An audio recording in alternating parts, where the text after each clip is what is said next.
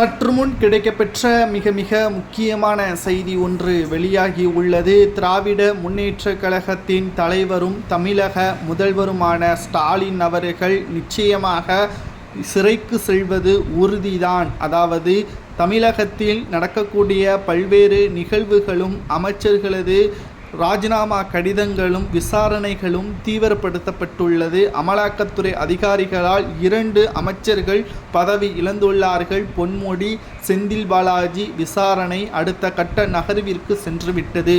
முதலாவது வழக்கில்தான் செந்தில் பாலாஜி அவர்கள் தனது பதவியை ராஜினாமா செய்திருக்கிறார். 2வது வழக்கு என்பது தமிழக தலைமை டாஸ்மாக் முறைகேடு. இந்த வழக்கில் யாரெல்லாம் சிக்குவார்கள் என்பதை ஏற்கனவே ஒரு வீடியோ ஒன்றை பதிவு செய்திருந்தோம். இப்பொழுது அடுத்த கட்ட கிடைக்கப்பெற்ற தகவல் என்னவென்றால், விசாரணையில் தமிழக தலைமை டாஸ்மாக் உயர் அரசு அதிகாரிகள் கொடுத்த வாக்குமூலத்தின் அடிப்படையில் இதில் தமிழகத்தில் ஒட்டுமொத்தமாக மிகப்பெரிய அளவிலான கைது நடவடிக்கை ஏற்படுத்தப்படும். டெல்லியில் எப்படி முதல்வர் அரவிந்த் கெஜ்ரிவாலாக இருந்தபொழுது கைது செய்யப்பட்டாரோ, அதற்கு பிறகு பதவியை ராஜினாமா செய்தார், ஆட்சி மாற்றம் ஏற்பட்டது, தேர்தலில் டெபாசிட்டை இழந்தாரோ, தமிழகத்திலும் அதே நிலைமை வரும்.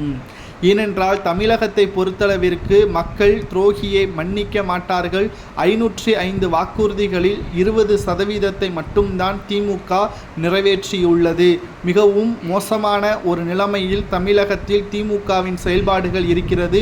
மக்களுக்கு பாதுகாப்பு இல்லை. திமுகவின் அமைச்சர்களது பேச்சுக்களும் செயல்பாடுகளும் அமைச்சர்களது ஊழலும் நாட்கள் செல்ல செல்ல அதிகமாகி கொண்டேதான் இருக்கிறது. அமைச்சர்கள் சட்டமன்றத்திற்கு செல்கிறார்களோ இல்லையோ, நீதிமன்ற வாசலில் தினம்தோறும் சென்று கொண்டுதான் இருக்கிறார்கள். அவர்களது வழக்கு விசாரணை குற்றமற்றவர் என்று நீதிமன்றம் கூறுவது போல் தெரியவில்லை. திராவிட முன்னேற்றக் கழகத்தின் தலைவருக்கும் இதே நிலைமைதான் வரும். ஏனென்றால் செந்தில் பாலாஜி அவர்கள் வழக்கில் தமிழக தலைமை உயர் அரசு அதிகாரிகள் கொடுத்த வாக்குமூலத்தின் அடிப்படையில், உயர் இடத்திலிருந்து வந்த கையெழுத்தின் அடிப்படையில் தான் நாங்கள் ஒட்டுமொத்தமாக மாற்றங்களை கொண்டு வந்தோம், மதுபானங்களை கொள்முதல் செய்தோம். இது சரியா தவறா என்பது உயர் அதிகாரிகளுக்குத்தான் தெரியும், அமைச்சர்களுக்குத்தான் தெரியும் என்று அரசு அதிகாரிகள் தெரிவித்து விட்டார்கள். இந்த வழக்கு 3வது கட்ட விசாரணைக்கு செல்லும் பொழுது நிதியமைச்சர் மற்றும் அந்த மதுபான ஆலையை நடத்தி வந்த திமுகவின் எம்பி ஜெகத் ரட்சகன், கடைசியாக இந்த மதுபானங்களை கொள்முதல் செய்வதற்கு கையெழுத்து போட்ட முதல்வர் ஸ்டாலின் உள்ளிட்ட அனைவர் மீதும் நடவடிக்கை எடுக்கப்பட்டால் நிச்சயம் சிறை தண்டனை உறுதிதான் என்ற தகவல் வெளியாகியுள்ளது.